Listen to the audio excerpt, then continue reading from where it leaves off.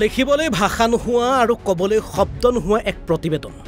কি কম কি লিখিম আৰু কি বুজাম এজন নৰাধমক চাও এই নৰাধম লম্পদৰ নাম হৈছে নাৰায়ণ দাস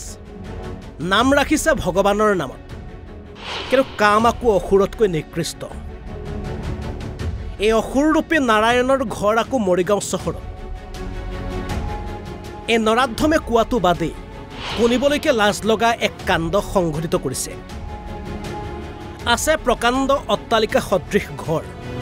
আছে পত্নী সন্তানৰ সৈতে পৰিয়াল কিন্তু এই লম্পদৰ নাই কোনো বিবেক বুদ্ধি বিবেচনা খবৰ অনুসৰি এই পাখণ্ডই নিজৰ ঘৰৰে তিনিটাকৈ পোহনীয়া কুকুৰৰ সৈতে প্ৰায় 1.5 বছৰ ধৰি ধৰ্ষণ কৰি আহিছিল ইফালে অন্য এক অভিযোগ অনুসৰি এবছৰৰ পূৰ্বে এগৰাকী মহিলাৰ সৈতে অসংযত অৱস্থাত ধৰা পৰিছিল এজন লম্পট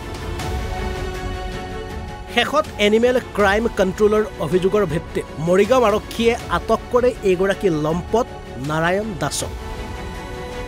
যিজন মানুহে নিজৰ ঘৰৰ কুকুৰটোক এৰি দিয়া নাই সেই মানুহজনে বাহিৰৰ এই যে আমাৰ মহিলা সেইখিনিক জানো এৰি দিব মানে তেওঁ মেণ্টেলিটিটো আপোনালোকে হয়তো বুজি পাইছে মানে মই এইখিনি ক্ষেত্ৰত এটা কথাই ক'ব বিচাৰিম এই এনেকুৱা নিৰ্যাতনবোৰ বন্ধ হ'ব লাগে আৰু আমি আজি গোটেই NGO ফালৰ পৰা